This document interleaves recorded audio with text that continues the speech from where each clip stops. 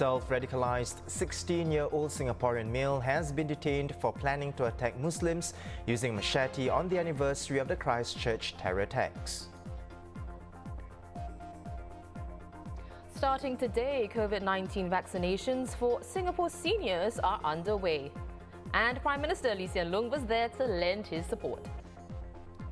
I think that people are taking it seriously and in the right spirit, and I hope that Singaporeans will come forward and get vaccinated when your turn comes. And Sheng Siong wins widespread praise from netizens for handing out bumper bonuses of up to 16 months to its staff. Welcome to The Big Story, coming to you live from the Straits Times newsroom. I'm Olivia Koi. I'm Haryanto Diman. You can subscribe to the Straits Times channel so you never miss a single episode. A 16-year-old Singaporean male has been detained under the Internal Security Act for planning to attack two mosques in Singapore and kill worshippers. The Internal Security Department said he'd chosen Ashrafah Mosque in Sembawang and Yusof Ishak Mosque in Woodlands as his targets because they were near his home. ISD also said the youth plan the attacks to coincide with the second anniversary of the Christchurch terror attacks, which happened on March 15, 2019. The youth is a Protestant Christian of Indian ethnicity. He was detained in December last year and is the youngest person dealt with under the ISA for terrorism-related activities to date. He is also the first detainee to be inspired by far-right extremist ideology. ISD said he was influenced by the Christchurch attacker Brenton Tarrant. The youth had mapped out his route, bought a flak jacket and intended to buy the machete on Carousel. The youth's original plan was to use a rifle, similar to that used by the Christchurch attacker. He only gave up the idea when he realized that it would be difficult to get his hands on one, given Singapore's strict gun control laws. And like Tarrant, he wanted to live stream his planned massacre. ISD's investigation to date indicated that he had acted alone. There was also no indication that he had tried to influence anyone with his extremist outlook or involve others in his attack plans. The violent impulses, I've said this many times, is not restricted to any particular racial group or religious group. It can occur amongst anyone. It's really a question of being exposed to hate speech and then being influenced by it.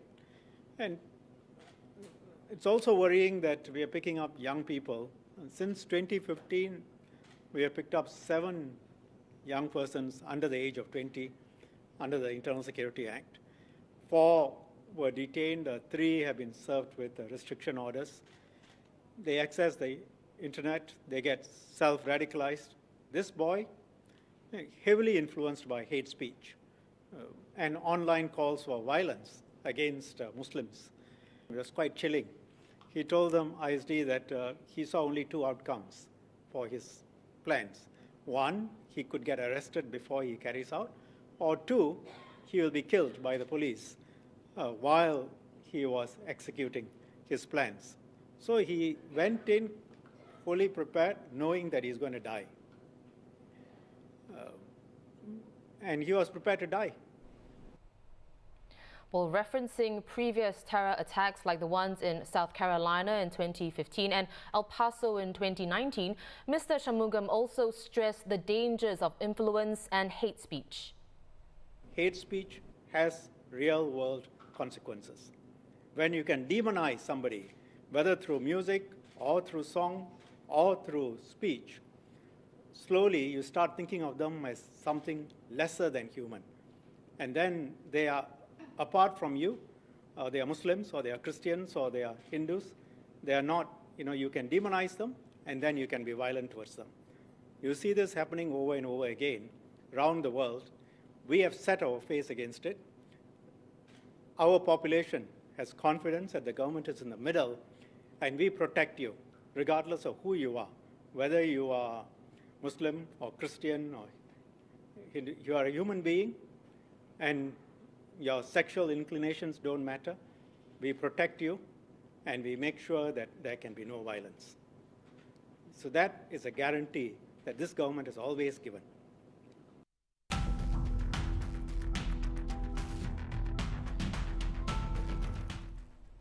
An update on the COVID-19 situation here. 25 new cases were confirmed today, all imported. This is the fifth straight day that no new infections in the community were recorded. More details will be released later tonight. Meanwhile, earlier today, between 5,000 and 10,000 seniors living in Ang Mo Kio and Tanjong Pagar kicked off the vaccination drive for those 70 years old and above. To show support for this rollout, President Halimah Yacob got her first dose at the Outram Polyclinic. Prime Minister Lee Hsien Loong, who's due to receive his second dose on Friday, dropped by the polyclinic in Ang Mo Kio, chatting to seniors there awaiting their vaccinations. Now here's multimedia journalist Fazana Friday with more. The vaccination program for seniors began today, starting with pilots in Ang Mo Kio and Tanjong Pagar. Prime Minister Lee Hsien Loong visited the Ang Mo Kio Polyclinic to show his support of the nationwide rollout. He said that over 200 seniors had booked for an appointment today, with very few no-shows. So I came to see how it was actually rolling out on the ground. Not just the operation today, which is people come, queue up, register, interview, jab, but also to talk to them because they've been visited by the senior silver generation ambassadors. They've been talking to the grassroots leaders. We've been giving them reassurance, explaining to them what this is about, encouraging them to come forward and to get vaccinated. Mr. Lee added that he was concerned about a potential spike in coronavirus cases during Chinese New Year and advised Singaporeans to find alternative ways to celebrate. 1 or 2 cases, well, we can tamp it down. 5, 6, 7 cases in a cluster, if we are lucky, we work very hard, we trace hundreds of people, we can squeeze it down. But if I have a few dozen clusters like that, like was happening last year in February going into March, then you have a very real risk that you may go back to the situation you were in late March last year, April, when we had to lock down with a circuit breaker. And that's a very high and disruptive cost for all of us in Singapore to pay. So rather than take that risk, I think we all restrain ourselves, celebrate it differently this year. Today also saw President Halimah Yacob receiving her first dose of the Pfizer-BioNTech vaccine at Outram Polyclinic. During her visit, she spoke to both seniors and staff. The President was accompanied by her husband, Mr. Muhammad Abdullah Al-Habshi, who also received his first vaccine dose today. The government aims to set up 24 community vaccination centres, one for each town, by March this year. Plans are in place to have enough vaccines for all citizens and long-term residents by the third quarter of this year. Farzana Friday for the Straits Times.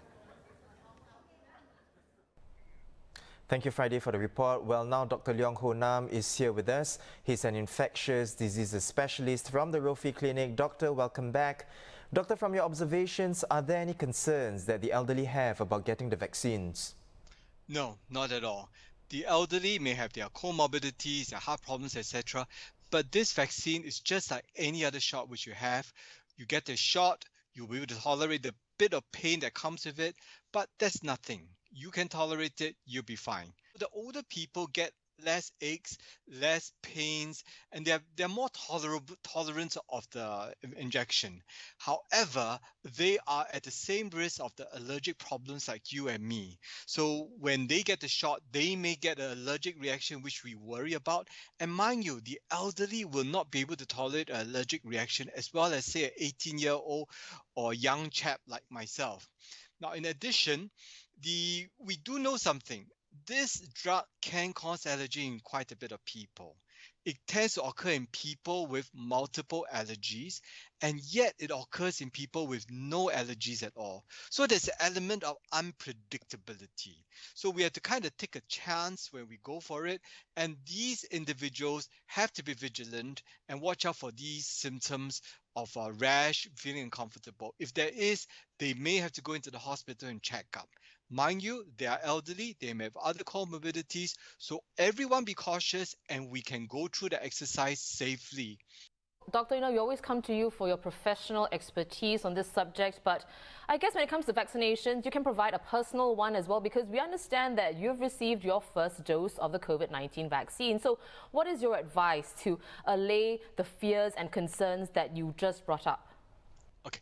Number one, this is an mRNA vaccine. It's literally a cookbook. It tells the cell what proteins to make. Very safe. It's not going to alter the DNA.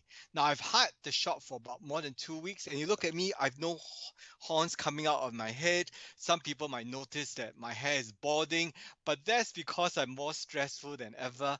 But I am fine. I'm not going to have any problems with it. Number two, the vaccination is actually well tolerated. You may have other shots before. This one is a little bit more painful than expected. I had the shot in the morning, in the evening, I had a bit of ache over the side, and the next day it persisted. But by Monday, which is day 2 to 3, it got better. So which means you don't schedule yourself for a tennis game or anything stressful, strenuous during this period after the vaccination. If you go for it, you will lose that golf game or the tennis game. Instead, after the vaccine, chill out, have an easy day. You can still go into work, you'll be fine. A small minority may feel quite lousy from tiredness, lethargy, and a bit of fever.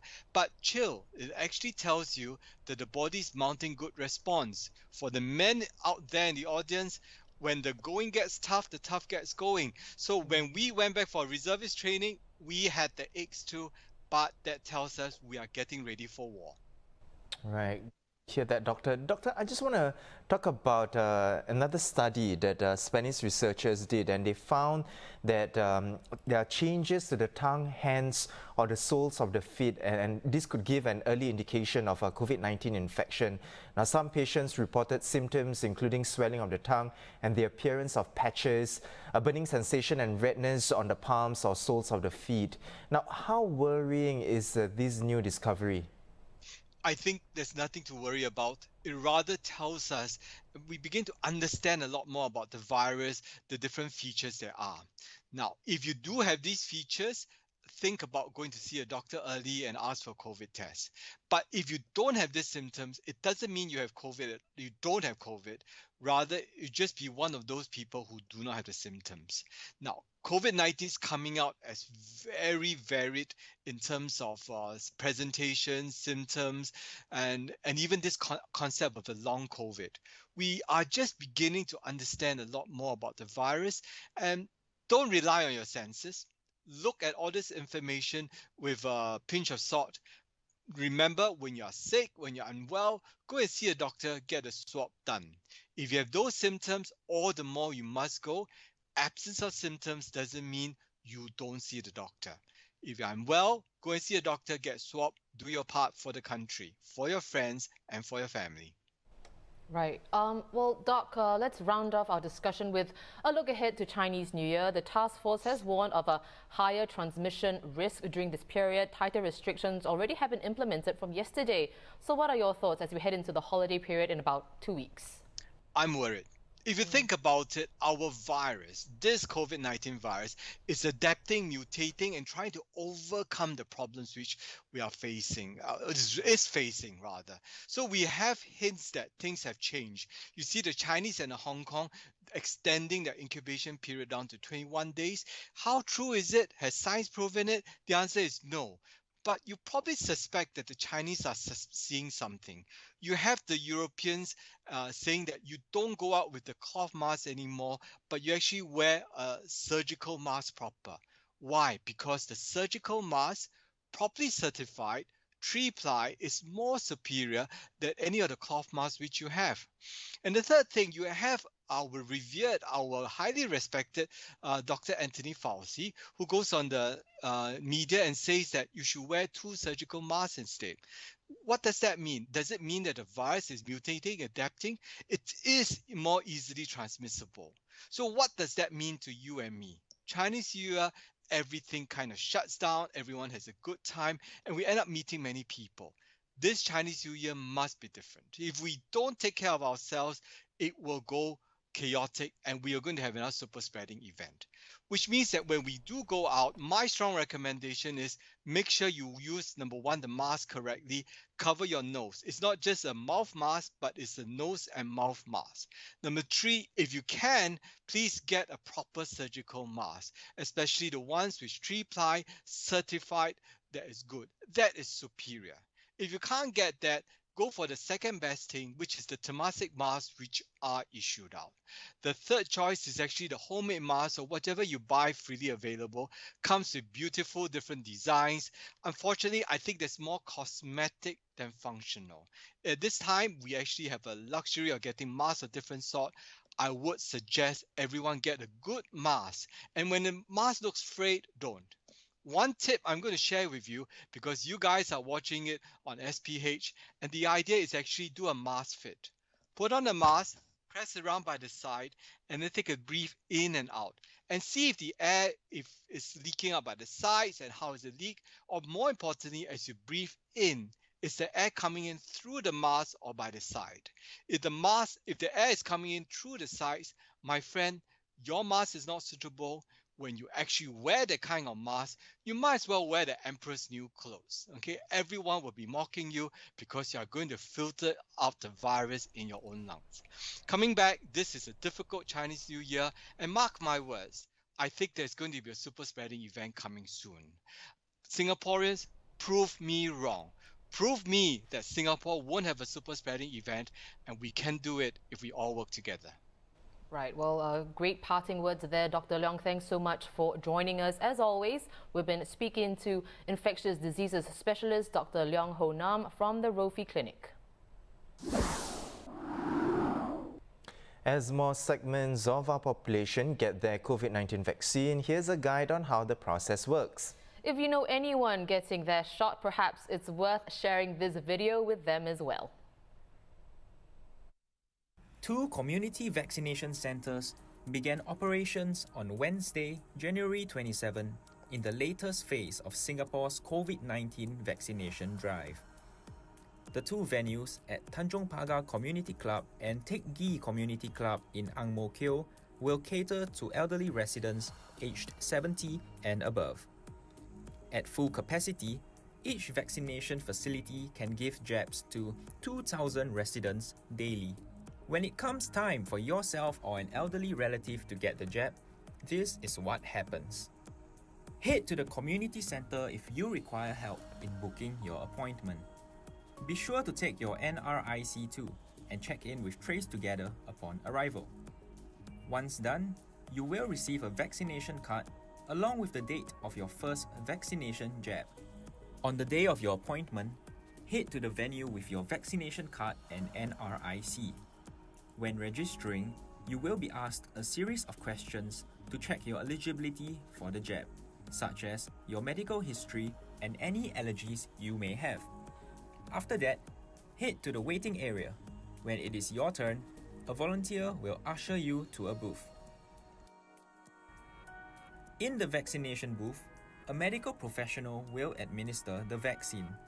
Each booth is wider than that of other vaccination centres, such as at Changi Airport Terminal 4. This is to accommodate wheelchair users.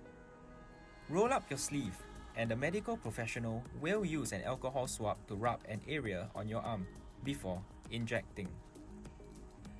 You will then stay in the observation area for 30 minutes to see if negative reactions occur.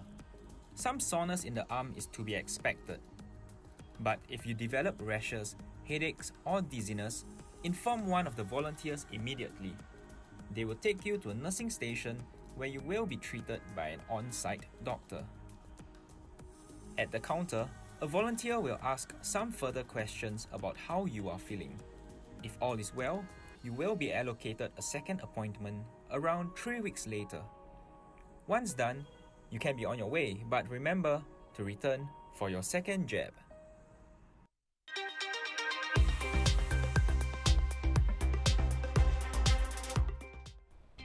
In other local headlines, UOB expects the upcoming budget 2021 to stay, quote, expansionary but calibrated.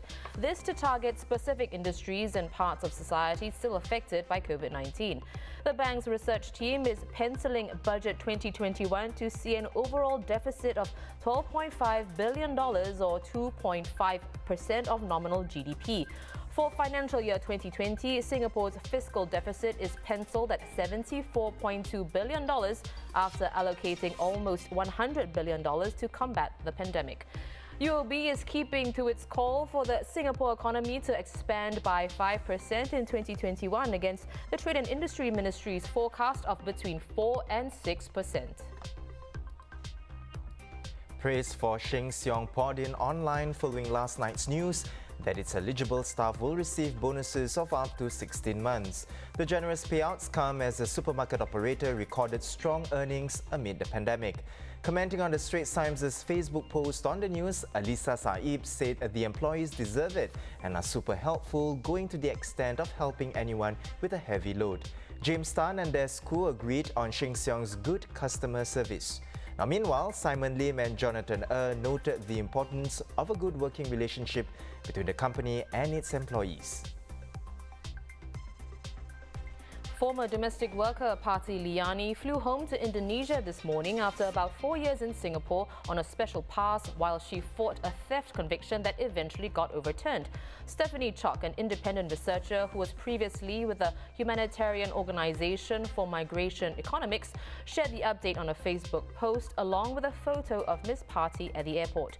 Speaking to the Straits Times, Ms. Chok said Ms. Parti has no intention of returning to Singapore to find work, but she will come back if she was required to attend further proceedings.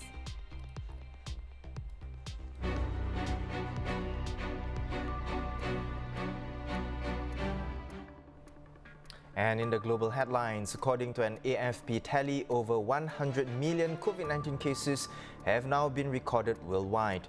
The US, which passed 25 million confirmed cases last weekend, remains the country with the largest outbreak, as well as the highest death toll of more than 420,000.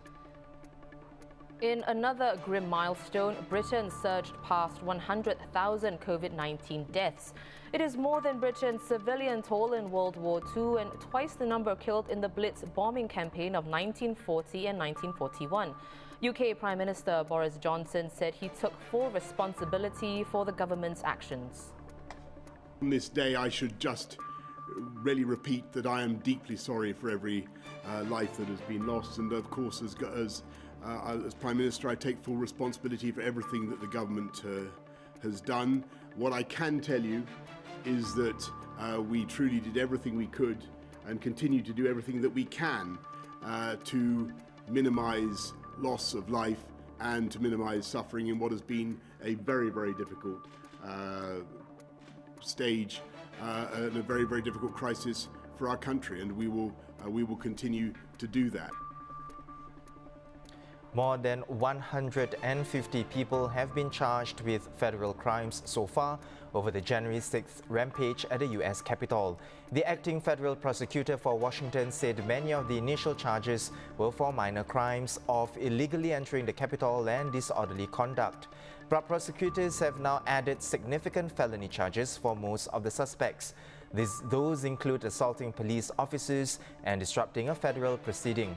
Such charges carrying penalties ranging from 5 to 20 years in prison. Meanwhile, top Capitol security officials have apologized for failings during the rampage. Well, those are our top stories for today. For more news and videos, visit straitstimes.com and subscribe to our YouTube channel by hitting the red button below. Once again, I'm Haryanto Diman with Olivia Quay. Join us tomorrow for more stories on The Big Story.